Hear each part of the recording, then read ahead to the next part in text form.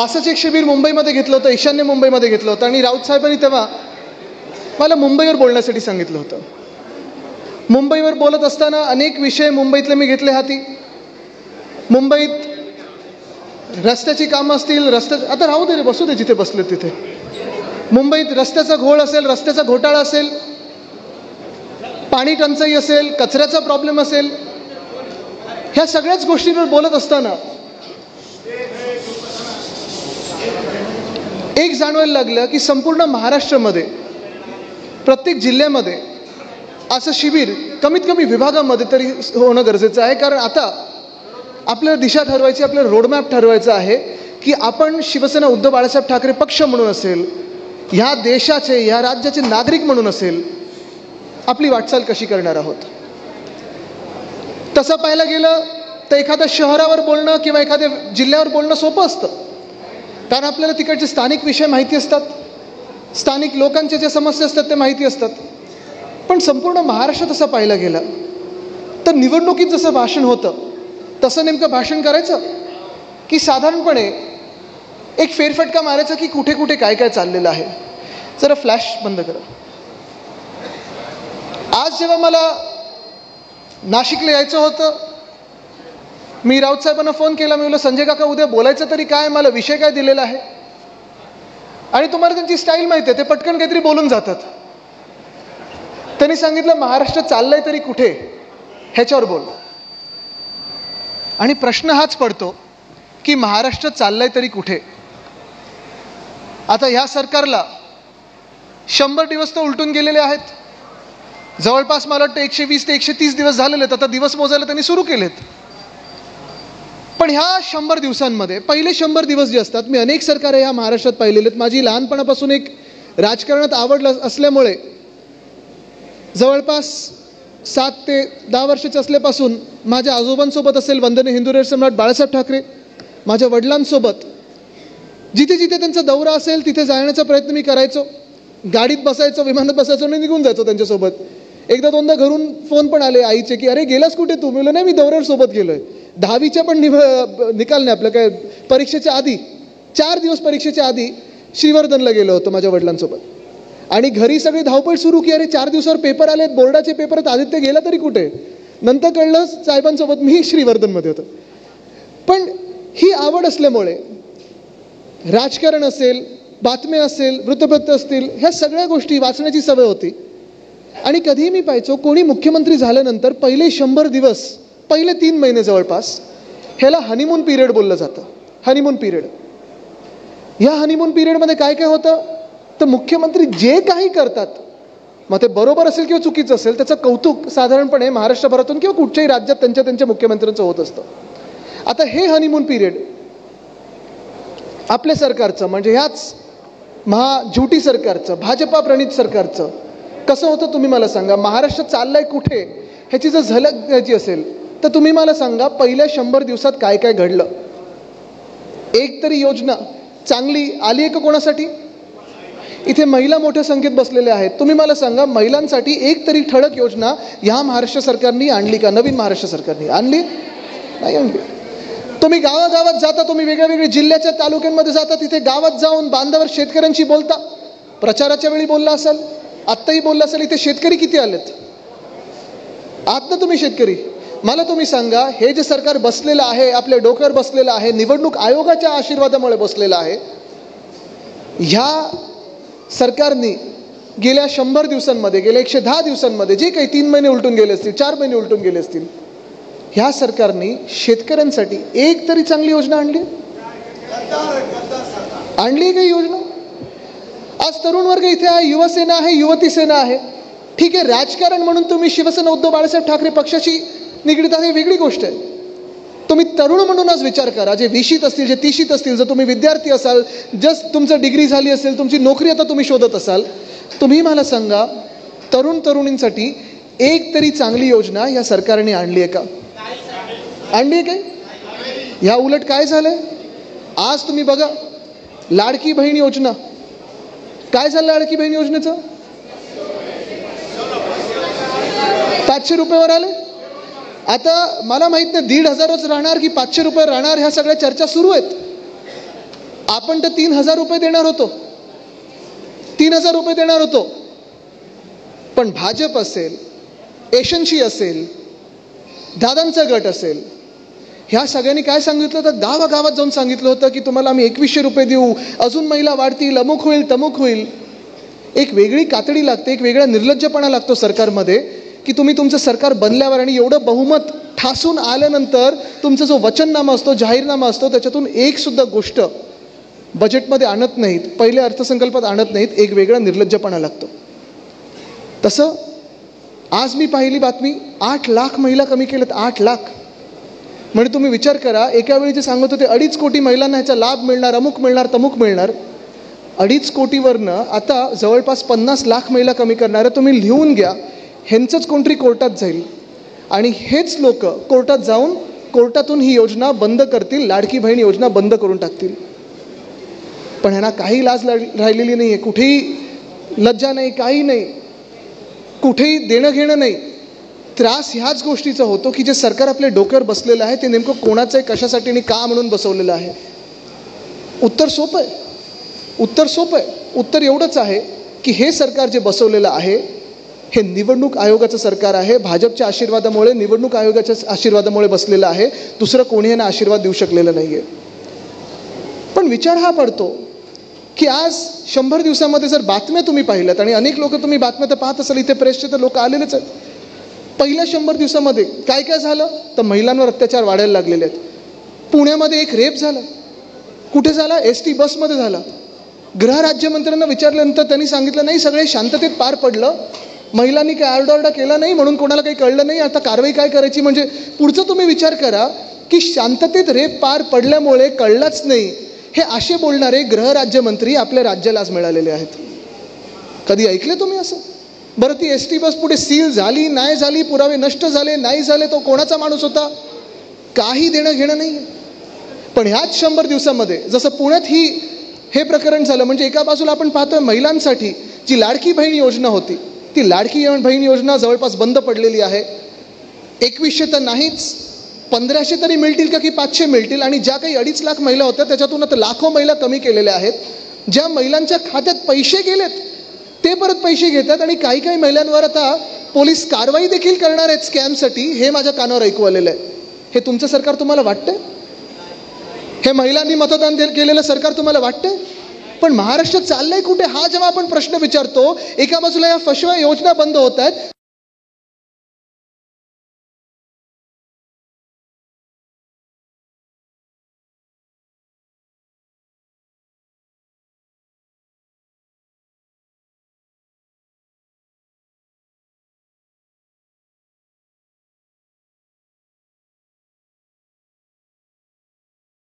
भयानक आहे. संवेदनशील तर नाहीच आहे, पण राक्षसी आहे. रावण पण वेगळं असेल असं हे सरकार भयानक आहे. हे सरकार आपल्या डोक्यावर बसलेलं आहे. पण जसं मी महिलांबद्दल बोलतो तसं काही इतरांसाठी काही फार चित्र बरं नाही. आपण विचार करा, पहिल्या 100 दिवसामध्ये हा रेप झाला, हा बलात्कार झाला, लाडकी बहीण योजना बंद पडली, बीडचं प्रकरण झालं, परभणीचं प्रकरण झालं. तुम्ही मला सांगा, बीडमध्ये अक्का कोण आहे अजून कळलंय कोणाला? कळलंय कोणाला? संपूर्ण महाराष्ट्राला माहिती आहे अक्का कोण आहे. तरी देखील बीडचं प्रकरण किती दिवस टांगत ठेवलं. ते फोटो प्रेसवाल्यांनी दाखवले तेव्हा मुख्यमंत्र्यांना कारवाई करायला लागली आणि एका मंत्र्याचा राजीनामा घ्यायला लागला. पण आज महाराष्ट्र ज्या हत्तीने हादरला होता, जे काही आम्ही ऐकत होतो, भाजपचे पण काही आमदार तिथे विधान भवनात सांगत होते की मुख्यमंत्री महोदय राजीनामा घ्या, अटक करा, कारवाई करा. काय नक्की मुख्यमंत्र्यांचे हात बांधले कशासाठी होते, कोणी बांधले होते, का कारवाई करत होते, काय अशी मैत्री होती की बीड प्रकरणात ते स्वतःच्याच कार्यकर्त्याला न्याय देऊ शकले नाहीत. तसं पाहायला गेलं तर बीडमध्ये हत्या कोणाची झाली होती?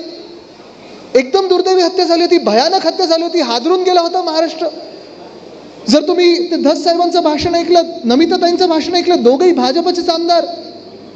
पण आज जो काही हैदोस होत होता तिथे, जो काही एक त्रस्त होतं लोक, विचार करा तुम्ही, ह्या राज्यामध्ये भाजपच्याच कार्यकर्त्यांची हत्या व्हायला लागली असेल आणि भाजपच्याच कार्यकर्त्यांना आणि त्यांच्या परिवाराला न्याय मिळत नसेल तर मग आपण करायचं तरी काय? पण ह्या 100 दिवसामध्ये जसं महिलांवर अत्याचार वाढत गेलेत, ह्या 100 दिवसामध्ये जशी ही लाडकी बहीण योजना बंद झाली तसं बीडचं प्रकरण झालं आणि पहिल्या 100 दिवसामध्ये ह्या सरकारमधून एका मंत्र्याला राजीनामा द्यावा लागला. ही लोकांची ताकद आहे. पण तुम्ही विचार करा की महाराष्ट्र नेमका चाललाय कुठे. परभणीत म्हणतात पोलीस कस्टडीमध्ये हत्या झाली, मारहाण झाली, मृत्यू पडलं, पण अजून देखील मोर्चे काढले तिथे स्थानिकांनी, सगळं काही झालेलं आहे. पण संजय राऊत साहेब अजूनही त्या परिवाराला न्याय मिळालेला नाहीये. महाराष्ट्रामध्ये सामान्य माणसाची हत्या होते, सामान्य माणसाचे बलात्कार होतो, सामान्य माणसाचा खून होतोय, लुटला जातोय.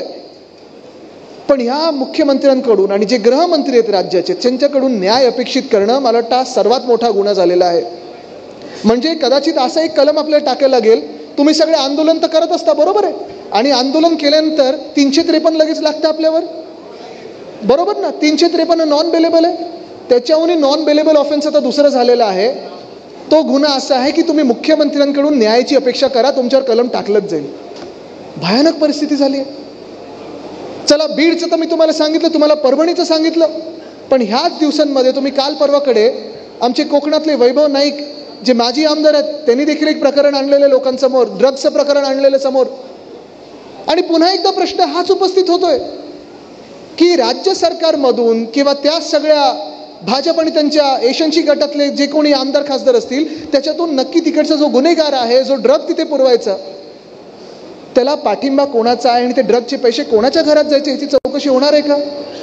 स्थानिक जे तिकडचे लोकप्रतिनिधी आहेत त्यांचा CDR कधी काढला जाणार आहे का? कोणी कोणी SP ला फोन केले, कोणी कोणी SP वर दबाव टाकण्याचा प्रयत्न केला, ते काढलं जाणार आहे का? पण नाही. आज महाराष्ट्र आपण पाहतोय की मागे चाललंय. आणि ज्या प्रकारे मी सांगितलं की महिलांवर अत्याचार असतील किंवा आज मी पाहतोय प्रत्येक जिल्ह्यामध्ये एक वेगळी अस्वस्थता निर्माण झालेली आहे, गुन्हेगारी वाढत चाललेली आहे. तसंच दुसरी सगळ्यात मोठी फसवणूक जी झालेली आहे ती माझ्या शेतकरी बांधवांची झालेली आहे. आपण पाहिलं असेल फडणवीस साहेब एकदम बेंबीपासून ओढत होते, म्हणजे घशामधून पण नाही, की आमचं सरकार येणार आणि सरकार आल्यानंतर. आठवतं ना काय काय सांगत होते ते? काय सांगितलं होतं फडणवीस साहेबांनी आपल्याला? शेतकऱ्यांना कर्जमाफी मिळणार. काय सांगितलं होतं? वीज माफी, 7/12 कोरा, अजून काय काय सांगितलं होतं? हे सगळं सांगितल्यानंतर फडणवीस साहेबांचं सरकार बसलं. स्वतःचे 135 आमदार आलेले आहेत आणि 135 आमदार आल्यानंतर 135 की 136 आमदार आल्यानंतर स्वतःच सरकार आहे म्हटलं तर एशनशी तिकडे चिकटलेले आहेत, कारण बाहेर पडले तर जेलमध्ये जातील. आज जातात गावाला, अमरावतीवरनं थेट गावी जाणार आहेत बघा, कारण नाराजीचं नाट्य सुरू झालंय.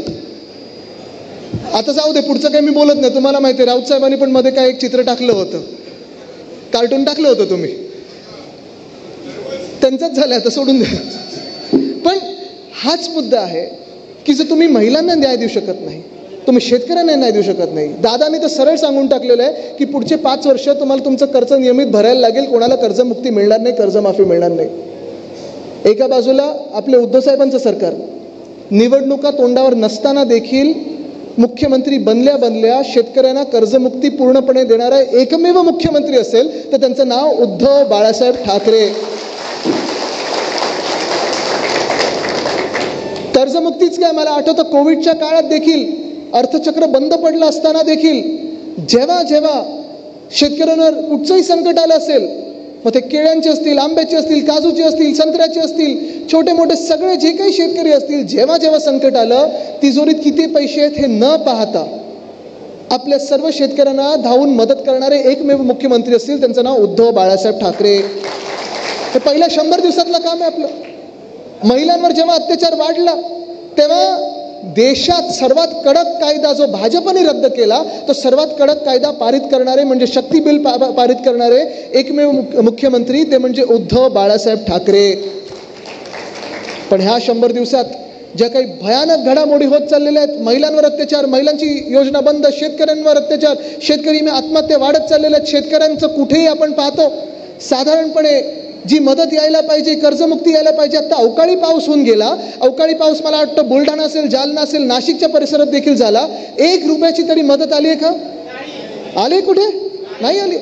पण त्या पलीकडे जाऊन ह्याच सरकारचे जे कृषी मंत्री आहेत काय म्हणतायत?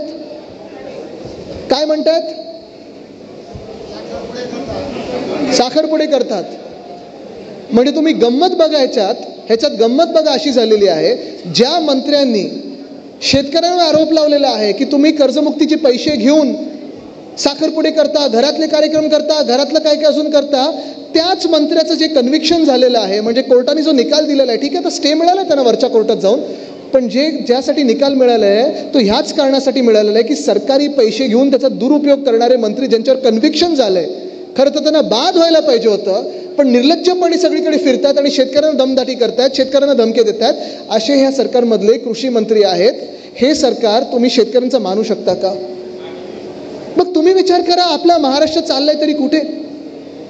मध्यंतरीच्या काळात डॅव्हॉसला जाऊन आले होते मुख्यमंत्री आणि काय काय सांगितलं मुख्यमंत्र्यांनी की आता 20 लाख कोटी 15 लाख कोटी केवढी तरी गुंतवणूक ह्या महाराष्ट्रात आलेली आहे. एवढी गुंतवणूक खरोखर जर राज्यात आली असती तर जो तिजोरीचा बट्ट्याबोळ झालेला आहे, आज तिजोरीमध्ये घंटाजी वाजते की काहीच नाही आमच्या तिजोरीमध्ये, ते झालं असतं का परिस्थिती? एका बाजूला महिलांची योजना बंद, दुसऱ्या बाजूला शेतकऱ्यांची जी काही कर्जमुक्ती होती किंवा मदत होती ती बंद. मी तुम्हाला पुन्हा एकदा त्याच विषयावर का आणतोय? कारण हे अनेक विषय तुमच्या अवतीभोवती आणतील, जे आवाज करतील, अवतीभोवती आणतील, जे तुम्हाला वेगळं चित्र दाखवतील की बघा आपला कुठे महाराष्ट्र चाललाय. आणि जे काही भाजपने सांगितलं होतं ना की आता महाराष्ट्र थांबणार नाही, हा महाराष्ट्र थांबून पुन्हा एकदा आपलं सुसंस्कृत महाराष्ट्र चालवायला लागेल, तर आणि तरच आपला महाराष्ट्र पुढे जाईल. नाही तर हे भाजपच्या हातात एका काळी जसं बिमारू राज्य होतं ते आता बाहेर पडले त्याच्यातून, पण त्या महाराष्ट्राला त्या राज्यांच्या तुलनेत आपल्याला मागे नेतील.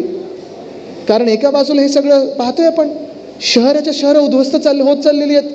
आत्ता पण मी ऐकत होतो नाशिकमध्ये स्मार्ट सिटी योजना झाली का पूर्ण? कधीपासून जायला चालू आहे? रस्ते नीट झालेत? पाणी येतं वेळेवर? विजेचं काय? खड्डे, रस्ते खड्डेमुक्त होणार, ते झालेत कुठे? एसटीपीचं कॉन्ट्रॅक्ट कोणाला दिलंय? सगळ्याची कॉन्ट्रॅक्ट काढून ठेवलेत. सगळीकडे लाडका कॉन्ट्रॅक्टर ही योजना चालू आहे. आवडत्या कॉन्ट्रॅक्टरची बिलं भरली जातात, बाकीच्यांची थकबाकी आहे. मुंबईत जर आलं तर प्रत्येक रस्ता खोदून ठेवलेला आहे. पुण्यामध्ये रिव्हरफ्रंट डेव्हलपमेंटच्या नावाखाली घोळ घातला जातोय, वेताळ टेकडी खोदली जाते आहे. हे सगळं होत असताना गावं तर उद्ध्वस्त होत आहेत, शेतकरी आत्महत्या करतायत. तरुणांना कळत नाही की MIDCत जावं, शहरात जावं की गावी राहावं. गावी राहिलं तर शेतीला काही शेतमालाला भाव मिळत नाहीये, शहरात आलं तर MIDC मध्ये नोकरी मिळत नाहीये. शासकीय नोकरी प्राप्त करायला गेलो तर कधी पेपर फुटतो किंवा जे कर्मचारी त्यांचा पगार वेळेवर मिळत नाहीये. मग महाराष्ट्राने नेमकं जायचं तरी कुठे? हा प्रश्न आज डोळ्यासमोर असताना मला वाटलं होतं की कधी ना कधी कुठे ना कुठेतरी मुख्यमंत्री स्वतः एक पुढाकार घेतील, पाऊल पुढे टाकतील, विरोधी पक्षाला सांगतील की बघा महाराष्ट्राची परिस्थिती काही आत्ता बरी नाहीये, महाराष्ट्राची आर्थिक परिस्थिती तर एकदमच वाईट आहे. एशन्सीनी जी लूट करून ठेवलेली आहे, स्वतःच्या खिशात आले असतील, खोक्यात गेले असतील, धोक्यात गेले असतील पैसे, पण महाराष्ट्राचे लुटलेले आहेत. आपल्याला सर्वांना एकत्र येऊन ह्या राज्यासाठी काम करायला लागेल, पण तसं होत नाहीये. ह्या उलट काय होतंय महाराष्ट्रामध्ये? किती दिवसात? 24 दिवसात 7 खून नाशिकमध्ये. पण भांडणं कशावरनं चालली आहेत? पालकमंत्री पद कोणाला मिळणार? बरोबर आहे. स्मार्ट सिटी जी संस्था आहे त्यांना ते कुंभमेळ्याचं त्यांना आता नियोजन करायचं आहे. त्यांच्याकडून रस्ते होत नाही आहेत, त्यांना कुंभमेळा करायचा आहे. ते कुंभमेळ्याचे पैसे कोणाच्या खिशात जाणार? कुठच्या पालकमंत्री ते खिशात घालणार?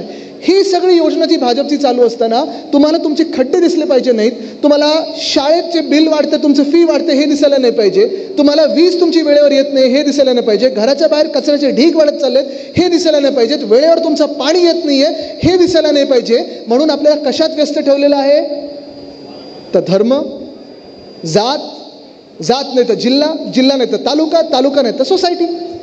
वाद एवढे निर्माण करून ठेवलेले आहेत की वादात व्यस्त ठेवायचं, आपल्याला आपल्यातच व्यस्त ठेवायचं. आणि ते नाहीत आता हे कार्ड भरा ते कार्ड भरा ह्या सगळ्या योजनेमध्ये व्यस्त ठेवायचं. म्हणजे जो महाराष्ट्र आपला लुटला जातो, जो महाराष्ट्र आपला मागे जातोय, त्याच्यातून तुमचं लक्ष विचलित होणार आणि तुम्ही ह्या जे काही आपली ध्येय आहेत, आपली धोरण असायला पाहिजे महाराष्ट्राचं, महाराष्ट्र कुठे चाललंय ह्याच्यावर तुम्ही विचार केला पाहिजे. ते न करता तुम्ही कशावर विचार करणार? तर आज कोणाबरोबर कुठे लढायचं? दंगल इथे झाली, आपल्या तिथे पळायला पाहिजे. आज इथे आपल्याला ह्या जातीबरोबर लढायला पाहिजे, आज त्या समाजाबरोबर लढायला पाहिजे. कारण ह्याच्यात जेव्हा आपण व्यस्त राहतो, जी ब्रिटिशर्सची योजना होती ना, डिवाइड अँड रूल, तोडाफोड आणि राज्य करा, तीच भाजपने घेतलेली आहे. तुम्ही हा कधी ना कधीतरी शांतपणे विचार करणं गरजेचं आहे. तुम्ही पक्षाचे पदाधिकारी आहात. ही काही जाहीर सभा नाही आहे. सभेत आपण अनेक गोष्टींबद्दल बोलतो, अनेक योजनांबद्दल बोलतो, टीका टिप्पणी तर होत असते. पण आज तुम्ही जो विचार कराल तो समाजाच्या व्यवस्थेवर विचार केला पाहिजे, आपल्या राज्याच्या व्यवस्थेवर विचार केला पाहिजे. राजकीय दृष्टी असतील, सामाजिक दृष्टी असेल, आपलं राज्य चाललंय कुठे आणि कोण नेते तिथे, त्या अंधारात कोण नेते आपल्या राज्याला, हा तुम्ही विचार करणं गरजेचं आहे. तुम्हाला एक दोन उदाहरणं जर द्यायची असतील, सगळ्यात सोपं उदाहरण तुम्हाला देतो. आज आपल्या राज्यामध्ये जे काही चालू आहे तेच देशभरात चालू आहे. तुम्हाला 2-3 उदाहरणं ह्याच्यात द्यायची असतील तर पहिलं उदाहरण म्हणजे ह्याच केंद्र सरकारचं देतो. 2014 मध्ये इथे अनेक लोक असे बसलेत जे खासदार होते. आपली युती होती. राजन विचारे साहेब आहेत, अरविंद सावंत साहेब आहेत, विनायक राऊत साहेब आहेत, खैरे साहेब तुम्ही होतात. 2014 मध्ये जेव्हा आपण युती सरकार आणण्याचा प्रयत्न करत होतो, केंद्रात मोदी सरकार आणण्याचा प्रयत्न करत होतो, भाजपने आपल्याला काय सांगितलं होतं? कुठच्या मुद्द्यावर तुम्ही निवडणूक लढा? विकास, अच्छे दिन, बरोबर ना? कशावर? 15 लाख, काळा पैसा परत आणणार. 14 ते 19 हा काळ होता की देशभरात आपण विकसित भारत, म्हणजे आता तो शब्द त्यांनी पुन्हा एकदा आणला, पण विकास विकास विकास, बुलेट ट्रेन करू, अमुक करू, स्मार्ट सिटी करू, सगळं काही करू, मग hit India, fit India, skill India, miss India, सगळं काही आणलं. 14 ते 19 मध्ये जे काही सांगितलं होतं ते भाजप आणू शकलंय का? हा, म्हणजे तुम्ही विचार करा, स्किल इंडिया आलंय की बंद पडलं? बंद पडलं. फिट इंडिया आलंय की बंद पडलं? मेक इन इंडिया खरोखर होत आहे का? इनक्रेडिबल इंडिया खरोखर होत आहे का? अच्छे दिन आलेत का? महागाई आली का आटोक्यात? काळा पैसा आलाय का? मग आपण नक्की कशासाठी लढलो होतो आणि कशासाठी भाजपचा प्रचार केला होता? भ्रष्टाचार मुक्त भारत झालाय का? उलट माझा तर हा दावा आहे की 10 पट जास्ती भ्रष्ट आता हे राजकारणी लोक जे भाजपचे सगळे त्यांनी गोळा केलेत. ज्या कोणावर दाग होते ते भाजपच्या वॉशिंग मशीनमध्ये गेलेले आहेत. बरोबर ना? म्हणजे कोणी खुनी असेल, बलात्कारी असेल, भ्रष्टाचारी असेल, पटापट भाजपमध्ये गेला की वॉशिंग मशीनमधून धुतला जातो, त्यांना एक सीट दिली जाते, मंत्री बनवलं जातं.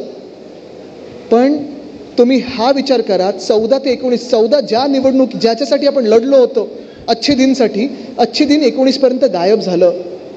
19 मध्ये कशावर लढले होते भाजप? राष्ट्रीयत्वावर लढले होते, देशभक्तीवर लढले होते. पुलवामा झालं होतं, त्याच्यानंतर बालाकोट झालं, मग सैन्याचे फोटो मागे लावून भाजपच्या सगळ्या लोकांनी प्रचार केला, सगळं काही झालं. पण 14 ते 19 मध्ये ज्यावर आपण लढलो तो मूळ विषय बाजूला ठेवला. 19 मध्ये ज्याच्यावर आपण लढलो, 19 मध्ये देशभक्तीवर लढलो, 24 पर्यंत देशभक्तीचा पण विषय बाजूला ठेवला. कारण आता परिस्थिती अशी झाली आहे की प्रधानमंत्री महोदय चायनावर बोलायला तयार नाही आहेत, पाकिस्तानच्या सोबत क्रिकेट खेळायला तयार. म्हणजे ज्या नवाज शरीफनी आपल्या देशावर कारगिलचं युद्ध केलं होतं, ज्या पाकिस्ताननी आपल्या देशाच्या जवानांना शहीद केलं होतं, त्याच नवाज शरीफचा केक खायला प्रधानमंत्री महोदय पाकिस्तानमध्ये गेले होते. त्याच पाकिस्तानबरोबर आपल्या भारताच्या संघाला त्यांच्याच BCCIनी क्रिकेट खेळायला लावलं. आणि आपल्यासमोर जो देशाचा शत्रू होता तो पाकिस्तान न राहता आता देशामध्येच त्यांनी शत्रू निर्माण केलेत. उत्तर वर्सेस दक्षिण, जात विरुद्ध जात, धर्म विरुद्ध धर्म, समाज विरुद्ध समाज. आज देशाला खरा धोका जो आहे तो ह्या भाजपानी आपल्या देशामध्ये अंतर्गत फाळणी जी करून ठेवलेली आहे त्याची मोठी धोक्याची घंटा माझ्या डोळ्यासमोर दिसते. तुम्ही विचार करा ना, आज तुम्ही गावामध्ये जाल, वाद कशावरनं? पाण्यावरनं आहेच, शेतीवरनं आहेच, पण समाजामध्ये वाद निर्माण झाले, जातीमध्ये वाद निर्माण झाले, धर्मामध्ये वाद निर्माण झालेले आहेत. महाराष्ट्र हा कुठच्या सदीत चाललेला आहे, कुठच्या शतकात चाललेला आहे? हा पुरोगामी महाराष्ट्र. कधी एवढं जातीपातीमध्ये, धर्मामध्ये कुठेही त्याची फाळणी झाली नव्हती. एवढे वादविवाद भाजप निर्माण करण्याचा प्रयत्न करत आहे. तुम्ही विचार करायचा आहे आज की भाजप आपल्याला नेते कुठे. आणि तुम्हाला मी हे लिहून देतो, जसं भाजपचे अच्छे दिन 19 पर्यंत विसरून गेलं होतं, देश विसरून गेला होता, कारण भाजपनेच अच्छे दिनची बट्ट्याबोळ केला. देशभक्तीचा बट्ट्याबोळ, जी एकता आपल्यामध्ये आणायची होती ती न आणता आपल्यामध्ये जी फाळणी केली भाजपने 19च्या नंतर.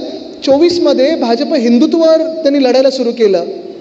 पण त्यांचं हिंदुत्व तुम्हाला माहिती आहे, आपलं हिंदुत्व हे घरातलं चूल पेटवण्यातलं हिंदुत्व आहे, भाजपचं हिंदुत्व हे घर पेटवण्याचं हिंदुत्व आहे. ह्या दोघांचा फरक पाहून देशाने भाजपला 400 पारच्या स्वप्नावरनं 240वर आणलं. माझी भीती हीच आहे की 14 पासून 19 पर्यंत जसं भाजपने विकास, आपल्याला भ्रष्टाचारमुक्त देश हे काही जे कॉन्सेप्ट होते ते नष्ट करून टाकले. 19 नंतर देशभक्तीचा भाजपने कॉन्सेप्ट नष्ट केला. तसं भाजप 24 नंतर हिंदुत्वाला देखील धोक्यात आणेल ही माझी भीती आहे. विचार करा ना, आज आपण जगतोय ते कुठच्या जगात जगतोय, कुठच्या सदीमध्ये जगतोय, कुठच्या विश्वात जगतोय. एका बाजूला ट्रम्प आणि ते शी जिनपिंग कशावरनं भांडतायत, तर ट्रेडवरनं भांडतायत, आर्थिक गोष्टींवरनं भांडतायत. चायना डीपसीक बनवतोय, USA AI बनवतोय, तायवान सेमीकंडक्टर बनवतोय. पण आपल्या देशाला जे व्यस्त ठेवलेलं आहे ते समाजाच्या कुठच्या व्यवस्थेत ठेवलेलं आहे, धर्माच्या व्यवस्थेत ठेवलेलं आहे. 2 तारखेला, आणि हे मी मुद्दामून बोलत आहे कारण तुम्ही पण विचार करणं गरजेचं आहे, 2 एप्रिलला ट्रम्पनी पहिल्यापासून सांगितलं होतं की आम्ही भारतावर टॅरिफ लावू. कदाचित भाजपला वाटलं आमची तारीफ करते कोणीतरी, वाटलं असेल काय त्यांना, जे काही वाटतं ते वाटतं.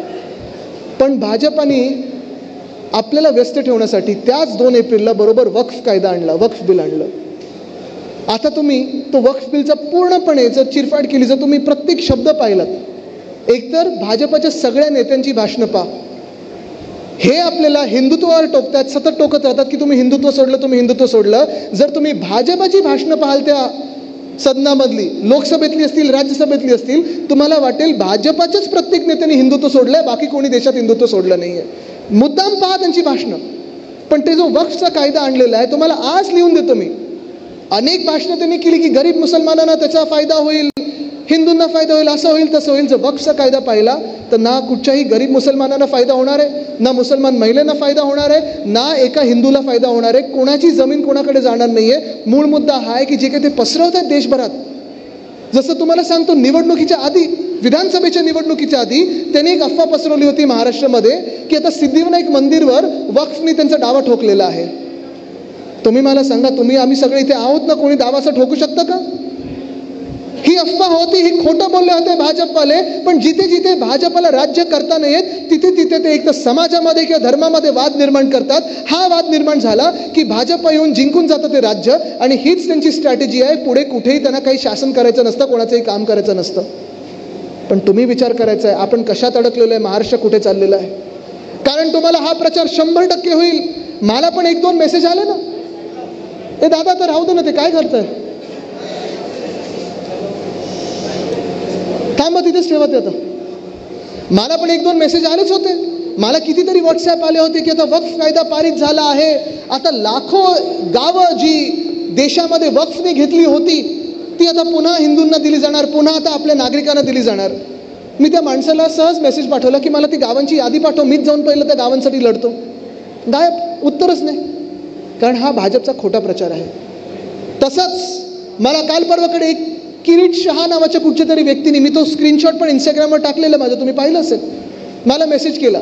एक व्हिडिओ होता, बघा बघा देशात कसे रोहिंग्या घुसलेले आहेत. कोणतरी त्यांचाच भाजपचाच माणूस पत्रकार म्हणून गेला त्याच्या मागे की तू कुठून आहेस, तू विदेशी आहेस, तू परदेशी आहेस, तू इथून रोहिंग्या. एक तर रोहिंग्या बर्मामधून आहेत हे भाजपला माहिती नाही, सांगतात बांगलादेशमधले, तो विषय वेगळाच. पण मी त्याला एवढंच पाठवलं उत्तर की ठीक आहे, जर रोहिंग्या खरंच घुसले असतील, बांगलादेश खरंच घुसले असतील, मला सांगा गेले 11 वर्ष केंद्र सरकार कोणाच्या हातात आहे? प्रधानमंत्री कोणाचे आहेत? रक्षामंत्री कोणाचे आहेत? गृहमंत्री कोणाचे आहेत? मग जर तुमचेच सगळे असतील, मग हे लोक घुसले कसे? ह्याच्या आधी मग जी काँग्रेस होती तेव्हा घुसायचे नाही. तुमच्या काळात हिंदू खत्रेमध्ये, तुमच्या काळात बांगलादेशी घुसतात, तुमच्या काळात रोहिंग्या घुसतात, मग तुमच्यापेक्षा ते बरे होते. पण हा विचार तुम्हाला जेव्हा गावोगावी जाल तेव्हा करणं गरजेचं आहे. आणि त्याच्याहूनही पलीकडे तुम्हाला सांगतो, काल परवाकडे सामनात आणि सगळ्या पत्रकारांनी बातमी छापलेली आहे की ज्या AIDMKनी वक्फ बिलचा विरोध केला, गृहमंत्री अमित शहाजी तामिळनाडूमध्ये गेले आणि त्याच AIDMK सोबत युती केलेली आहे. मग आता हिंदुत्व AIDMKनी सोडलं, भाजपने सोडलं, गृहमंत्र्यांनी सोडलं की कोणी सोडलं? पण हा विचार जोपर्यंत आपण करत नाही तोपर्यंत आपल्याला आपलं राज्य कुठे चाललंय हे कळणार. आणि तुम्ही बघा जिथे जिथे भाजप आत्ता गेल्या काही वर्षांमध्ये 2013 पासून जिंकत आलेली आहे, मग राजस्थान असेल, हरियाणा असेल, गुजरात असेल, महाराष्ट्र असेल, मणिपूर असेल, तिथे तिथे एका समाजाला वेगळं केलेलं, एका जातीला वेगळं केलं, ती जात विरुद्ध बाकीच्या जाती. तसंच हरियाणामध्ये केलं, तसंच 2013 पासून राजस्थानमध्ये केलं, गुजरातमध्ये पटेलांचं आंदोलन केलं, हरियाणामध्ये जाटनं वेगळं केलं, गुजर म्हणून तिथे जो समाज आहे राजस्थानमध्ये तो वेगळा केला, इथे मराठा विरुद्ध OBC केलं. सगळीकडे नुसतं समाजामध्ये वाद निर्माण करायचे. धर्मांमध्ये वाद निर्माण करायचे, हीच भाजपची योजना आणि तीच भाजपची योजना आज महाराष्ट्रावर लागू केलेली आहे. सहज एक मला विचार पडतो, जर एवढ्या सगळ्या वादांमध्ये जर आपण व्यस्त राहिलो, आपण ह्याच्यातच व्यस्त राहिलो, कुठेही काही जगात शोधलं, विमान कुठे उडलं तर सांगतात भाजपवाले नाही हे तर 5000 वर्षापूर्वी भारतमध्ये झालं होतं. अरे मग करून दाखवा ना परत एकदा. ह्याच्यात लिहिलं त्याच्यात लिहिलं, बरोबर हे सगळं लिहिलेलं आहे ना, मग कोणीतरी त्याच्यावर लावा. पण सत्य परिस्थिती खैरेसाहेब अशी आहे की आज जे या महाराष्ट्रात झालेलं आहे, पहिल्या 100 दिवसात लाडकी बहीण योजना असेल, शेतकऱ्यांची कर्जमुक्ती, हे दोन्ही बंद पाडण्याचं काम जे भाजपने केलेलं आहे, महिलांवर अत्याचार वाढवण्याचं काम जे भाजपने केलेलं आहे, खून महाराष्ट्रात वाढत चाललेत, मुंबईत कधी नाही तो शूटआउट परत होत चाललेला आहे. होय, जे गँगवर माझ्या आजोबांनी म्हणजे वंदनीय हिंदू सम्राट बाळासाहेब ठाकरेंनी संपून टाकले होते, तेच गँगवर पुन्हा एकदा मुंबईमध्ये दिसायला लागलेले आहेत. मग ते सलमान खानच्या घरी शूटआउट असेल, बाबा सिद्दीकीचा खून असेल, किंवा काल परवाकडे चेंबूरमध्ये डायमंड गार्डनमध्ये कोणावर तरी गोळी चालवली होती. तुम्ही मला सांगा, गेल्या 10 वर्षामध्ये 2.5 वर्ष आपली होती, बाकीची कोणाची होती? भाजपची होती. मुख्यमंत्री कोण होता? एशनशी परत 2.5 वर्ष होते, बरोबर आहे. पण त्या 10 वर्षामधून 6 वर्ष मुख्यमंत्री कोण होतं? फडणवीस साहेब होते. गृहमंत्रीपद कोणाकडे होतं? सगळे जे 9 वर्ष होती त्यांच्याकडे, फडणवीस साहेबांकडे. मग जर खून वाढत चाललेत, बलात्कार वाढत चाललेत, महिलांवर अत्याचार वाढत चाललेत, डकैती वाढत चालली असेल, दिवसा ढवळ्या पोलिसांच्या वर वार होत असतील, ही गँग आणि ती गँग पुण्यात वगैरे निघत असेल, मग तुम्ही मला सांगा, ह्या राज्याला ह्यापेक्षा अकार्यक्षम गृहमंत्री मिळाले आहेत? तुम्हाला वाटतं का की ह्यांची तुलना कोणाबरोबर होऊ शकत नाही? मिळूच शकत नाही यांची तुलना ह्याच्या तुलनेमध्ये कोणी दुसरं. कारण आज देशामध्ये, आज राज्यामध्ये गृहमंत्री आहेत की नाही हाच प्रश्न पडलाय. ज्या राज्यामध्ये एसटी कर्मचाऱ्यांना पूर्ण पगार मिळत नाही पण कॉन्ट्रॅक्टरना द्यायला पगार आहे, ज्या राज्यामध्ये पोलीस हाऊसिंगसाठी तुम्हाला पैसे नाही आहेत, पोलिसांना जे काही दंडनी शुल्क तुमचा वाढवलेलं आहे त्यांच्याकडून तुम्ही पैसे आकारताय, पण दुसऱ्या बाजूला आणि त्याच बाजूला महाराष्ट्र सिक्युरिटी फोर्सला तुम्ही पूर्णपणे पोलीस फौजात घेत नाहीये, त्याच दुसऱ्या बाजूला मंत्र्यांच्या बंगल्यावर खर्च होत आहे, मंत्र्यांच्या गाड्यांवर खर्च होत आहे. म्हणजे तुमच्याकडे उधळपट्टी करायला खर्च आहे पण शेतकऱ्यांना मदत करण्यासाठी खर्च नाही आहे. तुमच्याकडे उधळपट्टी करायला, जाहिरात करायला खर्च आहे, पैसे आहेत, पण लाडकी बहीण योजनेत पैसे द्यायला तुमच्याकडे काही पैसे नाही आहेत तिजोरीमध्ये. तुमच्याकडे दादा उतरतात गाडीतून आणि कलेक्टरला सांगतात चांगल्या गाड्या घ्या, तुम्हाला मी पैसे देतो, ह्याच्यासाठी पैसे आहेत, पण पोलीस हाऊसिंगसाठी तुमच्याकडे पैसे नाही आहेत. आज महाराष्ट्राची परिस्थिती ही झालेली आहे. आणि म्हणून आज मी जे काही तुमच्यासमोर हे विचार मांडत आहे त्याचा थोडक्यात समारोप करत असताना तुम्हाला एवढंच विचारत आहे की हा विचार तुम्ही करायचा आहे. शांतपणे बसा आणि विचार करा. भाषणं अनेक होतात. आता पुढची 5 वर्ष किती एशनशीचं राहत आहे, काय राहत आहे, हे एकमेकांसोबत राहतात नाही राहत, काय होतं हे सगळं वरतून पाहत असतो देव. पण ह्या गोष्टीचा तुम्ही विचार केला पाहिजे की आपण नक्की चाललोय तरी कुठे. एका बाजूला जग शिक्षणात पुढे चाललेलं आहे, शिक्षणात सुधार होत आहेत. खैरेसाहेब, तुम्हाला मी जे आता सांगत होतो, साईनाथ तुम्ही पण माझ्यासोबत महापालिकेत काम केलेलं आहे. जे शिक्षणात आपण मूलभूत सुधार आणत होतो, ICSE असेल, CBSE असेल, IB असेल, ह्या सगळ्या गोष्टी, त्याच्यासोबत मराठी असेल. पण आज जेव्हा आपली सामान्य माणसाची मुलं मुली, लहान मुलं मुली जेव्हा आपल्या शाळेमध्ये जातात, तुम्ही भाजपचा प्रत्येक केंद्रातला मंत्री पहा, इकडचे काही आमदार पहा, शिक्षणासाठी कुठे गेलेत माहिती आहे तुम्हाला? अमेरिकेत गेलेले आहेत, UK मध्ये गेलेत, कोण दुबईचा गोल्डन व्हिसा घेऊन राहते, कोण ऑस्ट्रेलियात गेले, धंद्यासाठी बाहेर आहेत, स्थायिक झाले, तिथे व्यवसाय सुरू केलेला आहे. सगळे मोठे मोठे मंत्री. मला वाटतं राऊत साहेब, आपण तर एक यादी छापली पाहिजे सामनामध्ये, कारण भाजपची योजना ही आहे की त्यांची सगळी मुलं बाहेर पाकिस्तानच्या क्रिकेट टीमसोबत पार्टी करणार, जय शाह. बाहेर कोण राहणार? तर ह्यांची सगळ्यांची मुलं राहणार. कोणी मोठे मोठे धंदे काढलेले, सगळं काही केलेलं आहे. पण आपल्या सामान्य माणसाची पोरं कुठे असणार? तर हेच लोक दंगलींमध्ये आपल्याला पुढे करणार, हेच लोक आंदोलनामध्ये पुढे करणार. लाठीकाठी खायला आपली मुलं पुढे, आंदोलनात आपली मुलं पुढे, समाजाच्या वादात आपली मुलं पुढे, धर्माच्या वादात आपली मुलं पुढे. मग यांच्यावर केसेस टाकले जाणार, पासपोर्ट यांचे जप्त केले जाणार, नोकऱ्यांच्या संधी यांच्याकडे मिळणार नाही. तुमची मुलं का नाहीत ह्या आंदोलनामध्ये पुढे? जी औरंगजेबची कबर खोदायचा पण जो विषय होता ना, हा मुद्दा म्हणून मी इथे मांडत आहे. कारण ह्या सगळ्या 100 दिवसांमध्ये नागपूरमध्ये जी दंगल झाली, मला वाटतं कितीतरी वर्ष नागपूर शांत होतं. काल नाशिकमध्ये दंगल घडवण्याचा प्रयत्न एशनशी गटाने केलेला आहे, भाजपने केलेला आहे. पण मुख्य गोष्ट हीच आहे की जो महाराष्ट्र सुसंस्कृत महाराष्ट्र होता, चांगला महाराष्ट्र होता, पुढे समृद्ध महाराष्ट्र होता, पुढे जाणारा महाराष्ट्र होता, पुरोगामी महाराष्ट्र होता. नाशिक असेल, नागपूर असेल, शांत शहरं होती. व्यवसायासाठी इथे लोक स्थायिक व्हायची. ह्या शहरांमध्ये जर दंगल व्हायला लागली तर गुंतवणूक तुमच्या शहरामध्ये येणार आहे का, तुम्ही विचार करायचा आहे. गुंतवणूकदार कोणी येणार आहे का? जे उद्योगपती आहेत ते राहणार आहेत का? जे नोकऱ्या देतात ते राहणार आहेत का? कोणी राहणार नाही आहेत. पण झालंय असं की ह्या महाराष्ट्रामध्ये औरंगजेबीचा विषय कोणी काढला होता? औरंगजेबचा विषय भाजपने काढला होता की कबर खोदायची. त्याच्यावरनं दंगल कुठे झाली होती? नागपूरमध्ये. म्हणजे छत्रपती संभाजीनगर कुठे, नागपूर कुठे, त्याचं अंतर बघा. पण हे सगळं होत असताना हा विषय बंद पण कोणी पाडला? भाजपने. कारण सगळं अंगलट आलं. वरतून फोन आला केंद्र सरकारकडून की त्या विषयाला हात न लावायचा. संरक्षणास त्या कबरीला जर कोणी दिलं असेल तर ते कोणी दिलं आहे? भाजपने. त्या कबरीला समाधी म्हणून जर कोणी त्याचा उल्लेख केला असेल आणि आदर केला असेल तर कोणी केला आहे? भाजपने. त्या समाधीवर राजकारण करायचं असेल तर कोणी केलं आहे? आणि महाराष्ट्राची तेव्हा हीच भूमिका होती. कारण मी महाराष्ट्र आणि भाजपला दोन वेगळे समजतो. भाजप ह्यांनी आक्रमण केलंय आपल्या महाराष्ट्रावर. मोगलांनी जसं केलं होतं, निजामांनी जसं केलं होतं, तसं भाजपने देखील आक्रमण करून जप्त केलेला हा महाराष्ट्र आहे, हडप केलेला महाराष्ट्र आहे, ढापलेला हा महाराष्ट्र आहे. हा आम्ही ढापू त्यांना देणार नाही. पण आज जेव्हा महाराष्ट्र बोलत आहे की ती जी कबर आहे औरंगजेबाची, ते प्रतीक आहे की तुमची जातपात धर्म कुठचंही असो, किती तुमचं सैन्य बलाढ्य असो, जो कोणी ह्या राज्यावर चालून येईल, आमच्या स्वराज्यावर चालून येईल, त्याला ह्या मातीमध्ये असाच गाडला जाईल, हे प्रतीक आहे.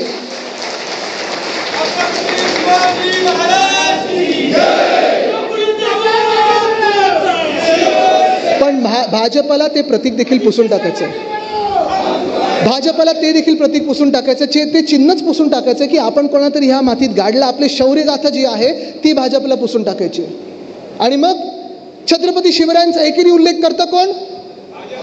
कोरटकर कोणाचे? सोलापूरकर कोणाचे? कोश्यारी कोणाचे? गृहमंत्री कोणाचे?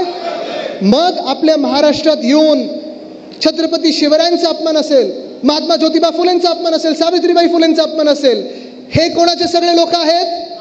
महाराष्ट्र विरोधी कोण आहे? जो समृद्ध महाराष्ट्र होता तो मागे नेण्याचं काम कोण करत आहे? आज शेतकरी कधी जातपात बघत नव्हते, पण समाजामध्ये वाद निर्माण करून जातीमध्ये भांडण निर्माण करणारा पक्ष एकमेव कोण? धर्म कधी शेतकरी आणि महिला बघायचे नाही, तरुण बघायचे नाहीत. आम्हाला पाहिजे ते नोकऱ्या पाहिजेत, आम्हाला पाहिजे ते रोजगार पाहिजे, आम्हाला पाहिजे ते रोटी कपडा मकान पाहिजे. पण आम्ही जेव्हा एकत्र येण्याचा प्रयत्न करतो तेव्हा आमच्यामध्ये फळी निर्माण करायचा, फाळणी निर्माण करायचा प्रयत्न, विष पेरण्याचा प्रयत्न करतं कोण? भाजप. मग तुम्ही विचार करायचा आहे आपला महाराष्ट्र चाललाय तरी कुठे? स्वदेश पिक्चर तुम्ही बघितलं असेल, नसेल बघितलं तर मी आवर्जून तुम्हाला विनंती करीन की पुन्हा एकदा बघा. सामाजिक व्यवस्था काय आहे, काय व्यथा आहेत आणि आपण कशावर भांडतोय हा विचार आपल्याला करायला लागेल. कारण कदाचित आजचे जे नेते आहेत भाजपचे आपले डोकर बसलेले असतील किंवा सगळ्याच पक्षाचे असतील. राजकारण हे बदलत असतं. एका वेळी आपल्याला वाटायचं युपीएचं सरकार कधी पडणार नाही, काय पैसा, काय ताकद, असं तसं, त्याहून दुप्पट तिप्पट भाजप आपल्यावर येऊन आढळत आहे, आपल्या स्वराज्यावर महाराष्ट्रावर येऊन आढळत आहे. आपल्याला वाटतं की काय पैसा, फौज, पोलीस वगैरे सगळे वापरत आहेत. पण प्रत्येक जी काही मोठी ताकद आपल्यावर येते ती ताकद कधी ताकद राहत नाही, त्याला तडे जातातच. कारण महाराष्ट्र हा एका खडकासारखा उभा राहतो. आपण ताकद आपल्यामध्ये, जिद्द आपल्यामध्ये, हिंमत आपल्यामध्ये. पण तीच हिंमत, ताकद, जिद्द जेव्हा आपण ही 5 बोटातनं वेगळी वेगळी राहतो तेव्हा बोटं मोडली जातात. ही जी वज्रमूठ आहे तुमची, ही महाराष्ट्र म्हणून जर दाखवली आपण तर कोणी आपल्याला हलवू शकणार नाही. हा विचार तुम्ही करायचा आहे. राजकारण बदलत असतं, प्रत्येकाची वेळ येते. ते बोलतात ना अपना टाइम आएगा, येईल तेव्हा येईल. पण आपण तरुणांनी विचार करायचा आहे समाजाच्या भांडणामध्ये, जिल्ह्याच्या भांडणामध्ये, तालुक्याच्या भांडणामध्ये, धर्माच्या भांडणामध्ये, जातीच्या भांडणामध्ये, आंदोलनामध्ये, कोण मंदिरासमोर नाचते, कोण मस्जिदीसमोर नाचते, कोण कुठच्या दुसऱ्या धर्मगुरूंसाठी नाचते. हे सगळं करत असताना एक काळ असं येईल की ह्या सगळ्या भाजपच्या नेत्यांना तुम्ही परदेशी बघाल. ह्यांची सगळ्यांची पोरं, सगळ्यांची मुलं मुली, तरुण तरुणी परदेशी मस्त स्थानिक तिथे झालेले असतील, त्यांच्याकडे तिकडचा पासपोर्ट असेल, धंदे नोकरी पाणी सगळं चांगलं चाललं असेल. बेरोजगार राहू ना, ते आपण राहू. बुलडोजर चालेल तो सामान्य नागरिकाच्या घरावर चालेल. आवाज जो दबला जाईल तो तुमचा दबला जाईल. आपल्याला वाटतं आता की आहे आपल्याला काही दडपण नाही येते, त्यांच्यावर येतात. पहिलं जे त्यांच्यावर आलेत ना ते तुमच्यावर येतील. आणि भाजप एवढंच करेल की ह्या देशाचा नागरिक कोण, तर जो भाजपचं संविधान पाळेल ते ह्या देशाचे नागरिक. हिंदू कोण? जो भाजपाचं हिंदुत्व मानेल तोच ह्या देशाचा नागरिक. तुमची ओळख राहणार नाही. तुम्ही ठरवायचं आहे महाराष्ट्र आजपासून मागे जाणार की तुम्ही त्याला पुढे नेणार. तुम्ही काही नाही केलं, शांत बसलात तर भाजप जे राज्य आपलं अंधारात नेत आहे त्यांना काही पडलेली नाही. तुम्ही मणिपूर बघा ना, मणिपूर 2 वर्ष जळत होतं, काय काय अत्याचार झालेत, अर्ध्या गोष्टी तर तुमच्या डोळ्यासमोर आल्या देखील नाही आहेत. स्वतःचं राज्य सरकार बरखास्त केलं आता आणि राष्ट्रपती राजवट रावलेली आहे, पण निवडणुका घेत नाही आहेत. आज तुम्ही विचार करायचा आहे, महाराष्ट्राला ते मणिपूर करण्याचा प्रयत्न करत आहेत, तुम्ही ते होऊ देणार आहेत का? जर ह्या महाराष्ट्रामध्ये समाजात वाद निर्माण झाले, धर्मात वाद निर्माण झाले, गुंतवणूकदार येणार नाहीत.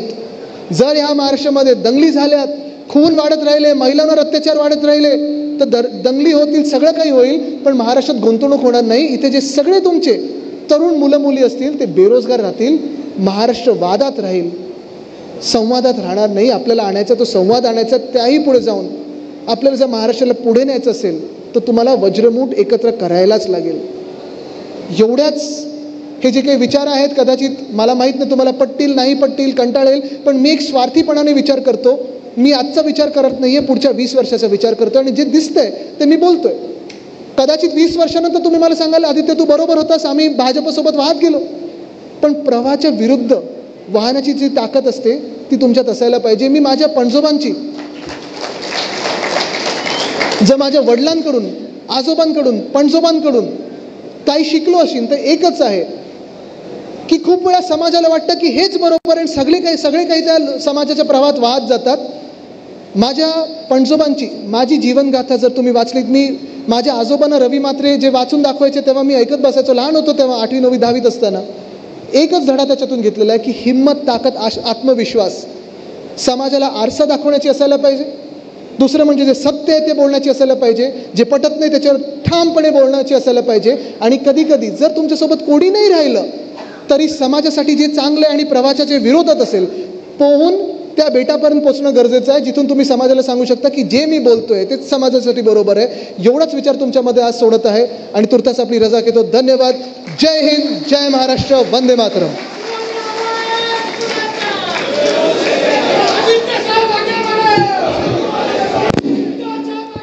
आदरणीय आदित्य साहेब ठाकरे यांचं मार्गदर्शन या ठिकाणी इथे झालं आहे आणि आता आपण थोड्याच वेळात आणखीन एका महत्त्वाच्या पुढील सत्राला वळणार आहोत.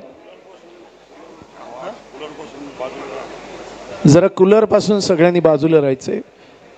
या ठिकाणी आदित्य साहेब यांनी आपला अतिशय अमूल्य वेळ इथे दिला, त्याबद्दल त्यांचे मनपूर्वक आभार. अहमदनगरवरून आलेल्या किरणजी काळे यांच्याशी चर्चा करताना आदित्य साहेब आपण आपला अमूल्य वेळ दिला त्याबद्दल आम्ही आपले आभारी आहोत. यानंतर पुढील अतिशय महत्त्वाच्या विषयावर विवेचन करण्यासाठी थेट कोकणातनं एक मोठं दिग्गज व्यक्तिमत्व इथे उपस्थित आहे. अर्थातच या संपूर्ण रणांगणात पराक्रम गाजवायचा असेल तर भारतीय जनता पक्षानं ज्या गोष्टीवर लक्ष केंद्रित केलेलं आहे ती म्हणजे बूथ व्यवस्था आणि मतदार यादी. अर्थातच राऊत म्हटल्यानंतर त्रिदेव आपल्याला नेहमी सापडतात. अर्थातच आमच्या मुलुंडचे डॅशिंग आमदार आमचे सुनील भाऊ राऊत, आपल्या सगळ्यांचं लाडकं दैवत आदरणीय संजयजी राऊत साहेब आणि विनायकाचा बाप्पा गजाननाचा आशीर्वाद थेट कोकणातून मिळावा. मग पेटीवरती चालणारे ते हात असो वा असणारं अमोघ वक्तृत्व असो. जास्त वेळ न दवडता मी सन्माननीय शिवसेना नेते आदरणीय विनायकजी राऊत साहेब यांना विनंती करेन की त्यांनी बूथ व्यवस्था आणि मतदार यादी या महत्त्वाच्या विषयावर तमाम शिवसैनिकांना मार्गदर्शन करावं. कुणी उभं राहू नका किंवा जागेवरनं उठू नका. आपण कृपया जागेवर बसून या राऊत साहेबांच्या मार्मिक विचारांचं मार्गदर्शन आपल्याला इथे घ्यायचं आहे. ही सभा नव्हे तर हे विचार मंथन आहे. मी आदरणीय राऊत साहेबांना विनंती करेन की त्यांनी संबोधित करावं.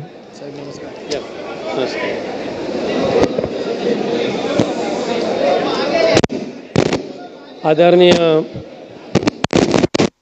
साहेब, हॅलो, आदरणीय आदित्य साहेब, आदरणीय संजय राऊत साहेब आणि उपस्थित सर्व शिवसेनेचे मान्यवर नेते आणि शिवसेनेचे पदाधिकारी बंधू भगिनींनो, माननीय उद्धव साहेबांच्या विचारातून आणि माननीय संजय राऊत साहेबांच्या संकल्पनेतून तुम्हा सर्व पदाधिकाऱ्यांचं एक दिवसीय मार्गदर्शन शिबिर आज नाशिकला होतंय. आदित्यजींच्या भाषणानंतर खरं म्हणजे तुम्हाला ते सर्वश्रुत जे विचार आदित्यजींकडून ऐकायला मिळाले त्याच्यातूनच खऱ्या अर्थाने आपल्याला ऊर्जा प्राप्त होणार आहे. पण आज मला जो विषय दिलेला आहे राऊत साहेबांनी की बूथ मॅनेजमेंट, अर्थात शिवसेनेचा जन्म 80% समाजकारण आणि 20% राजकारणासाठी जरी असला तरी 80% समाजकारण 100% यशस्वी व्हायचं असेल तर 20% राजकारणामध्ये आपण 100% उत्तीर्ण होण्याची आवश्यकता असते. का सध्याचं समाजकारण हे राजकारणावर किंवा सत्ताधाऱ्यांवर आधारित झालेलं आहे. ज्याच्या हाती ससा तो पारधी, ज्याच्या हातात सत्ता त्याचंच अधिराज्य सगळीकडे आहे, अशा पद्धतीची एक संभ्रमावस्था सध्याच्या भारतीय जनता पक्षाच्या आणि SNCच्या या गद्दार राज्यकर्त्यांनी संपूर्ण महाराष्ट्रामध्ये सुरू केलेली आहे. त्यामुळे पूर्वीच्या होत असलेल्या निवडणुका आणि आत्ताच्या निवडणुका याच्यामध्ये जमीन आसमानाचा फरक आहे. पूर्वीच्या निवडणुका म्हणा एक पावित्र्य होतं, एक मतदानाचं पावित्र्य हे सर्वजण सांभाळण्याचा प्रयत्न करत होते, विचार होता, कार्य होतं. पण आत्ताचं जे मतदान जे आहे हे EVM आधारित, EVM मशीनवर आधारित मतदान प्रक्रिया गेल्यानंतर मतदानाचं पावित्र्य भंग पावलं आणि EVMचं ज्याच्यावर मर्जी तो सरस ठरला आणि बाकीच्या प्रामाणिकपणे किती जरी काम केलं तर ते दुर्दैवाने यशस्वी आपण ठरत नाही. ह्या आपल्या देशामध्ये संविधानाने एक स्वायत्त अशी बॉडी तयार केली, तिचं नाव आहे निवडणूक आयोग. स्वायत्त संस्था आहे ती, त्याच्यामध्ये राजकारण्यांचा हस्तक्षेप नाही. आणि या निवडणूक आयोगाने निवडणूक प्रक्रिया जी आहे ही ठरवून दिलेली आहे. ह्या निवडणूक प्रक्रियेच्या माध्यमातून आपल्या देशामध्ये काही वर्षापूर्वीपर्यंत अत्यंत एक निर्भय आणि स्वच्छ अशा वातावरणामध्ये निवडणुका होत होत्या.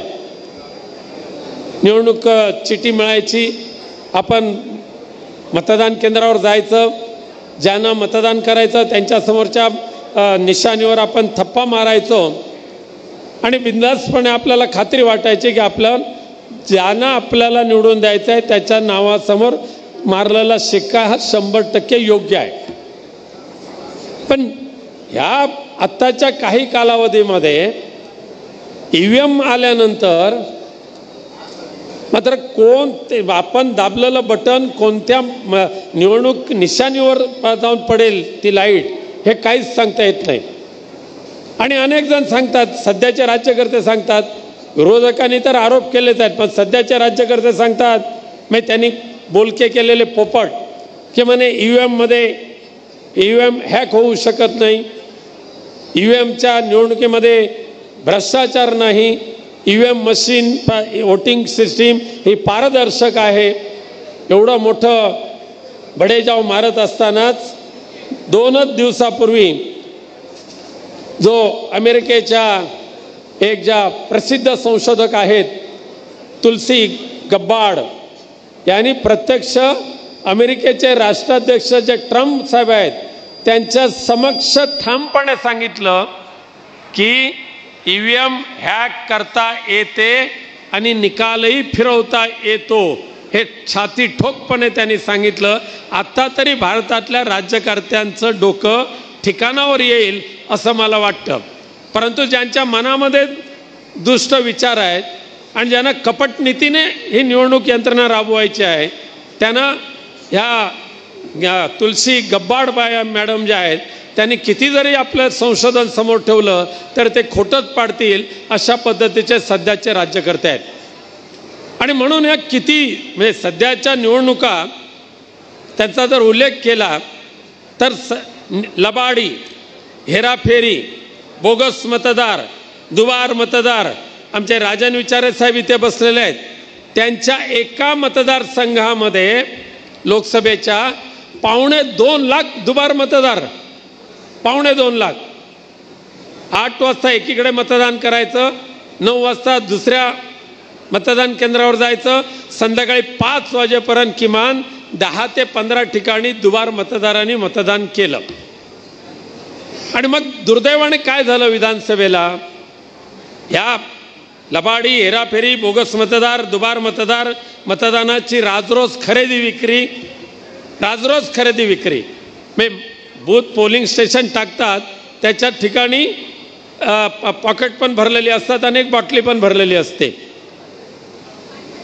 आणि ह्या खरेदी विक्रीच्या व्यवहारामध्ये मग मतदानाचं जे पावित्र्य असतं, हे पावित्र्य ते कुठे डुबवलं जातं, पावित्र्य भंग पावलं जातं, हे कोणाला त्याचं कळतच नाही.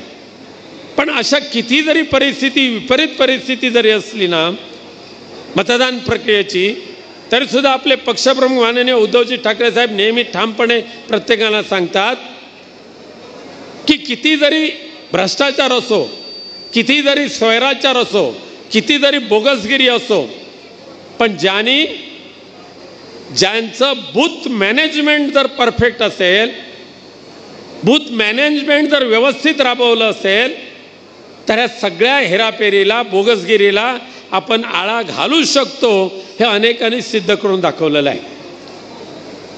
दुर्दैवाने मागच्या विधानसभेमध्ये आपले 57 विधानसभेचे उमेदवार हे थोडक्या मताने पडले. 800, 1,500, 1200, 5,000 57 उमेदवार आपले थोडक्या मताने पडलेले आहेत. पण ज्या ठिकाणी बूथ मॅनेजमेंट व्यवस्थित झाली, त्या ठिकाणी राजाभाऊंसारखे खासदार नाशिकमध्ये प्रस्थापितांना गाडून निवडून येऊ शकतात, हे या ठिकाणी दाखवून दिलेलं आहे. मग बूथ मॅनेजमेंट म्हणजे काय, तर तुम्हाला सर्वांना माहिती आहे की आपल्याकडे साधारण एक मतदार यादी जी असते,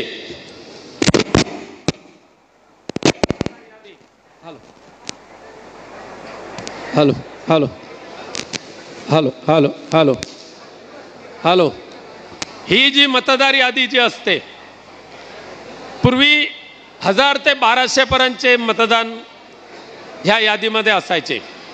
पण मागच्या निवडणुकीपासून निवडणूक आयोगाने जवळजवळ 800 ते 1000 अशा पद्धतीची मतदार यादी बनवली आणि मतदान केंद्र वाढवली आणि मतदार यादी लहान केली. पण ह्या 800 ते 1000च्या मतदानामध्ये कमीत कमी 5 ते 10% बोगस मतदार घुसवण्याचं काम ह्या सत्ताधारी राज्यकर्त्यांनी केलं, कमीत कमी 5 ते 10%.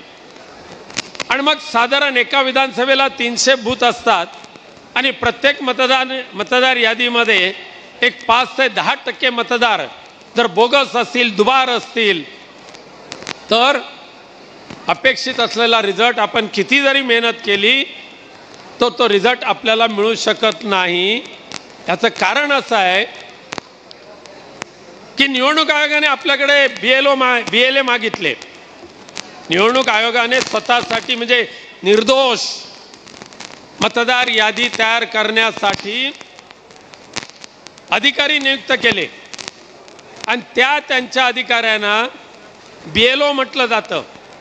आणि आपल्या राजकीय पक्षांना सांगितलं की तुम्ही सुद्धा रिव्हेरिफिकेशनसाठी तुम्ही मदत करा आणि म्हणून तुमचा एक अधिकृत प्रतिनिधी द्या, त्याचं नाव ठेवलं BLA.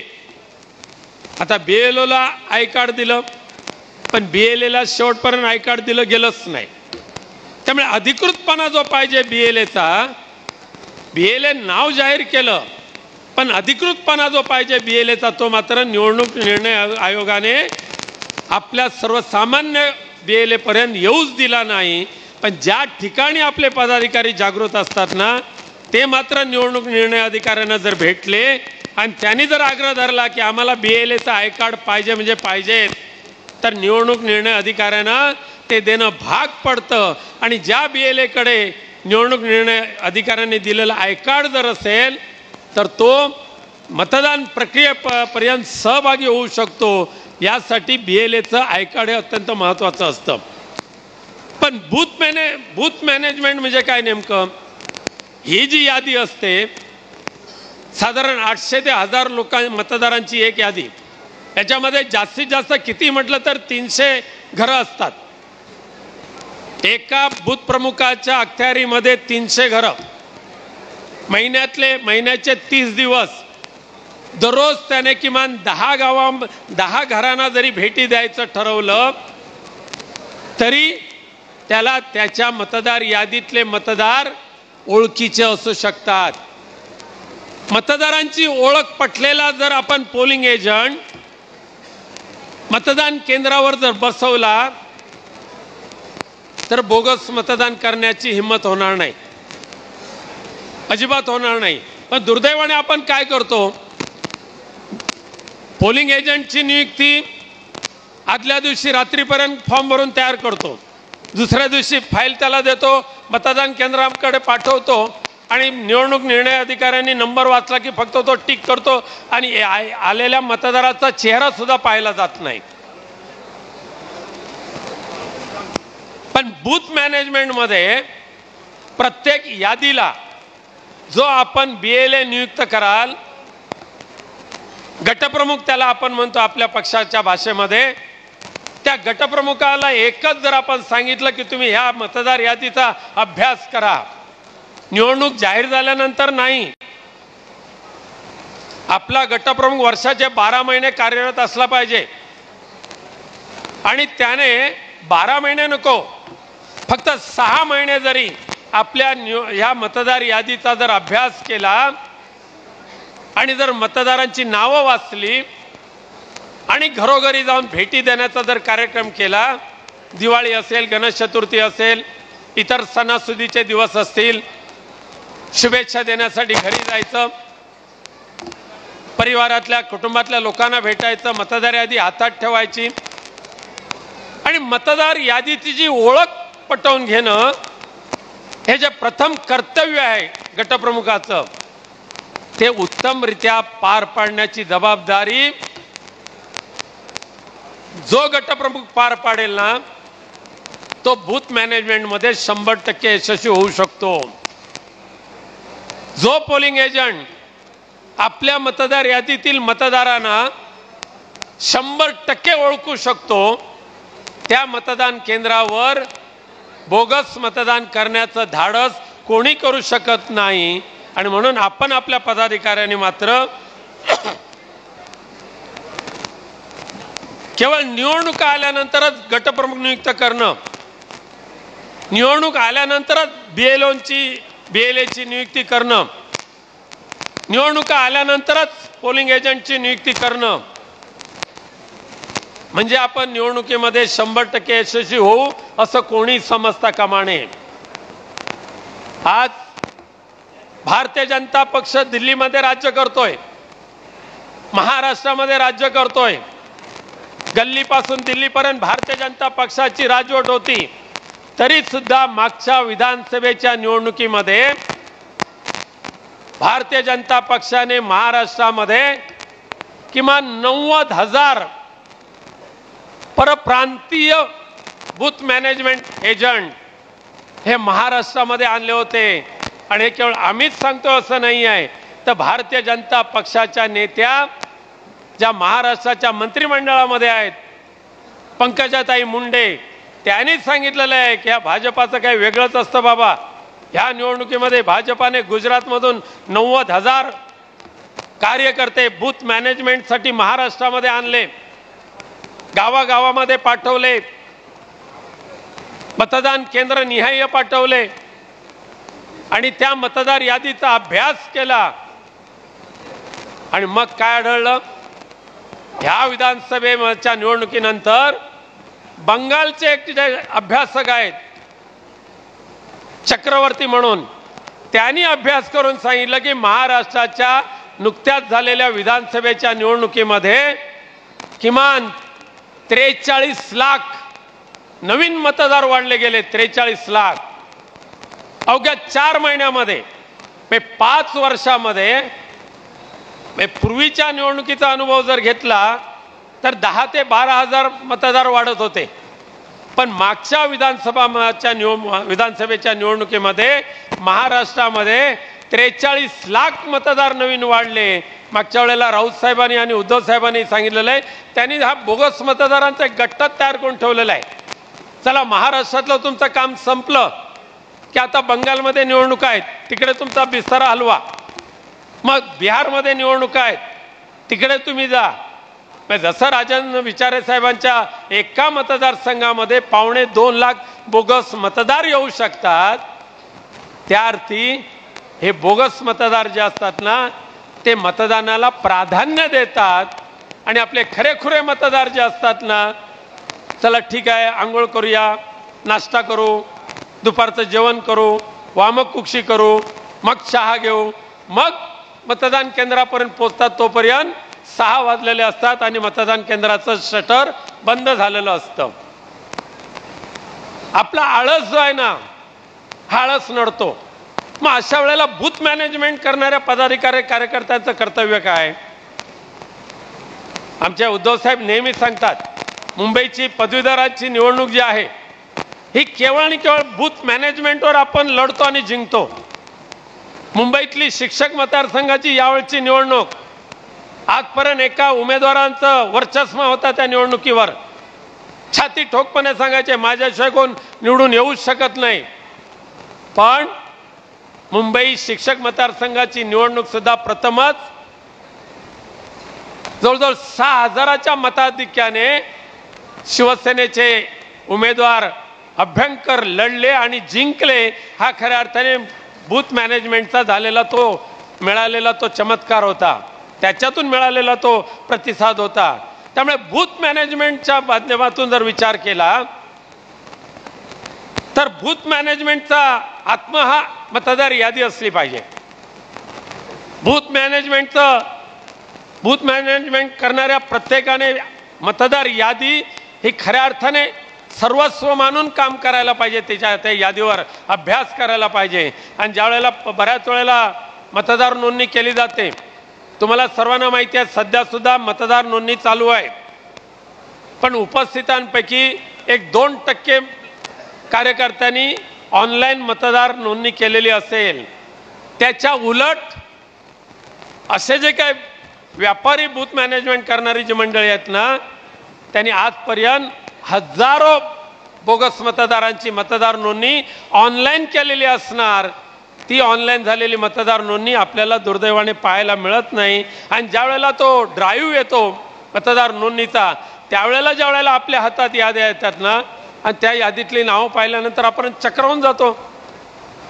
जी 43 लाख मतदार जे नोंदले गेले महाराष्ट्रामध्ये, ते अशा पद्धतीने ऑनलाईन मतदार नोंदणी केली. आत्ता सुद्धा दुर्दैवाने ऑनलाईन मतदार नोंदणी जी चालू आहे त्याकडे सुद्धा आपल्या सर्व पदाधिकाऱ्यांनी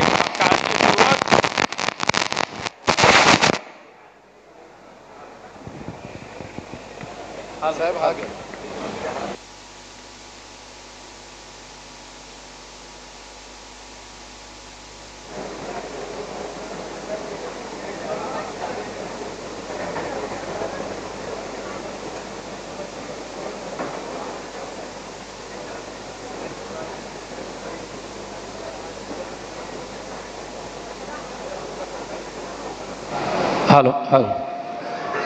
त्यामुळे निवडणुका कधी येऊ, खरं म्हणजे महाराष्ट्र हे एकमेव राज्य असं आहे की ज्या राज्यामध्ये मागची 3 वर्ष स्थानीय म्हणजे लोकल सेल्फ बॉडी ज्या असतात, स्थानिक स्वराज्य संस्था, ह्या अस्तित्वातच नाही आहे. संविधानाने कायदा केला, लोकप्रतिनिधींचा कार्यकाल किती असला पाहिजे, प्रशासकाचा कार्यकाल किती असला पाहिजे, हा कायदा संविधानाने केला. परंतु संविधानाने तयार केलेला कायदा चुरमडून टाकून लोकप्रतिनिधींना पूर्णपणे बासनात गुंडाळून ठेवायचं काम सध्याच्या भारतीय जनता पक्षाच्या आणि गद्दार गटाच्या सरकारने जे केलेलं आहे ना, ते आपण संकट समजता कामा नये. ते संकट जरी असली तर ती संधी समजून येणाऱ्या निवडणुका, मग ते ऑक्टोबरमध्ये असतील, नोव्हेंबरमध्ये, डिसेंबरमध्ये, कोणत्या क्षणी जरी निवडणुका आल्या आणि सध्याच्या राज्यकर्त्यांनी पैशाच्या जोरावर निवडणुका लढवायच्या आणि जिंकायच्या अशा पद्धतीचे ते भ्रमात जरी असले तरी सुद्धा आपण मात्र आपल्या शिवसेना उद्धव बाळासाहेब ठाकरे पक्षाच्या पदाधिकाऱ्याने बूथ मॅनेजमेंट हा विषय गांभीर्याने घ्यायचा. बूथ मॅनेजमेंट हा विषय आपण शिकायचा, इतरांना शिकवायचं आणि प्रत्येक महापालिकेच्या किंवा विधानसभेच्या त्या मतदार क्षेत्रामध्ये किमान 300 पदाधिकारी, प्रत्येक विधानसभेच्या मतदार क्षेत्रामध्ये किमान 300 पदाधिकारी, गटप्रमुख हे बूथ मॅनेजमेंटच्या नावाने त्यांना कार्यरत करण्याची गरज आहे. त्यांना मतदार यादी द्यायची, मतदार यादी वाचायला सांगायची, मतदार यादीतल्या मतदारांची ओळख करायला सांगायची. आणि म्हणून नेहमी आमचे सावंत साहेब नेहमी सांगतात की ह्या जो बूथ मॅनेजमेंटचा जो पदाधिकारी किंवा गटप्रमुख जो असतो ना, त्याने एकच ध्येय मनामध्ये ठेवायचं, संपर्क, संवाद आणि संबंध. तुमचे शब्द चोरून वापरले मी. हे 3 शब्द जे आहेत ना, हे प्रत्येक पदाधिकाऱ्यांनी, बूथ मॅनेजमेंटच्या पदाधिकाऱ्यांनी लक्षात ठेवायचं. आपल्या हातामध्ये यादी आली की यादीतील मतदारांशी संपर्क ठेवायचा, त्यांच्याशी संवाद साधायचा. मग फोनवरून म्हणा, प्रत्यक्ष म्हणा, संपर्क ठेवला, संवाद वाढवला की मग जे संबंध जे तयार होतात ना, ते मित्रत्वाचे संबंध असतात, आपुलकीचे संबंध असतात आणि उद्धव बाळासाहेब ठाकरे पक्षाच्या कार्यकर्त्यांचे संबंध असतात. ते तोडण्याची ताकद कोणत्याही पैशामध्ये नाही, कोणत्या सत्तेमध्ये नाहीत. आणि म्हणून आजच्या या निर्धार शिबिराच्या माध्यमातून राऊतसाहेबांचा मी मनापासून आभार मानेन की बूथ मॅनेजमेंटचा विषय तुम्ही मला दिलात. थोडक्यामध्येच मी माझा विषय या ठिकाणी मांडलेला आहे. आणि सर्वांनी जर बूथ मॅनेजमेंटचं गांभीर्य लक्षात घेतलं तर येणारी कोणती निवडणूक असेल, येणाऱ्या महापालिकेच्या निवडणूक, जिल्हा परिषद, पंचायत समितीच्या निवडणुका, ह्या निवडणुकांवर त्यांच्या पैशावर मात करून आपण आपली मशाल विजयी करू शकतो. अशा पद्धतीचा निर्धार जर तुम्ही मनामध्ये ठेवलात तर 100% यशस्वी व्हाल. अशा पद्धतीचा खात्री बाळगून मी माझ्या विचारांना समाप्ती देतो. धन्यवाद. जय हिंद, जय महाराष्ट्र.